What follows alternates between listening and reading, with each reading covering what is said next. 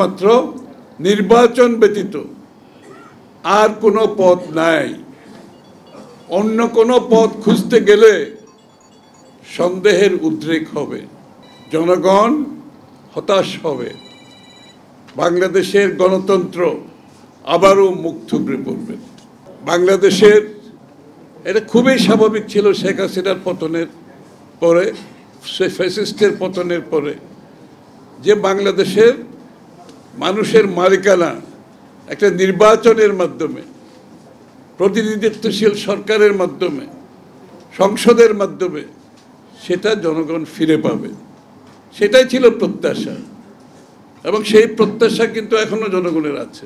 সুতরাং সেটা বিলম্বিত হওয়ার কোনো সুযোগ নাই, কোনো সুযোগ নাই।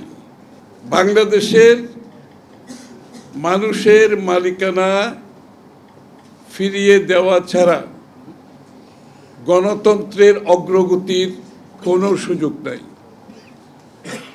গণতন্ত্রের শুরু ওখান থেকে, অগ্রগতি সেখান থেকে, গণতন্ত্রের পথ সেখান থেকে, এবং সেটা একমাত্র নির্বাচন ব্যতীত আর কোনো পথ নাই।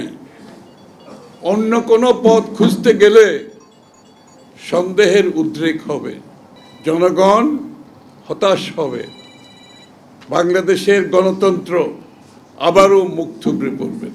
সঠিক প্যাড আর সঠিক তথ্য দিয়ে কেশু সামলে নিব এক হয়ে মোনালিসা স্যানিটারি ন্যাপকিন। কোনো দল, কোনো ব্যক্তি, কোনো গোষ্ঠী তারা যদি মনে করে বাংলাদেশ আগামী দিনে পরিবর্তনের জন্য, সংস্কারের জন্য কোনো দলের, কোনো গোষ্ঠীর, কোনো ব্যক্তির একমাত্র তাদের চিন্তার প্রতিফলন ঘটবে, তারা সিদ্ধান্ত নেবে, তাদের সিদ্ধান্তে আগামী দিনের বাংলাদেশ পরিবর্তন, সংস্কার হবে, সেটা ভুল হবে।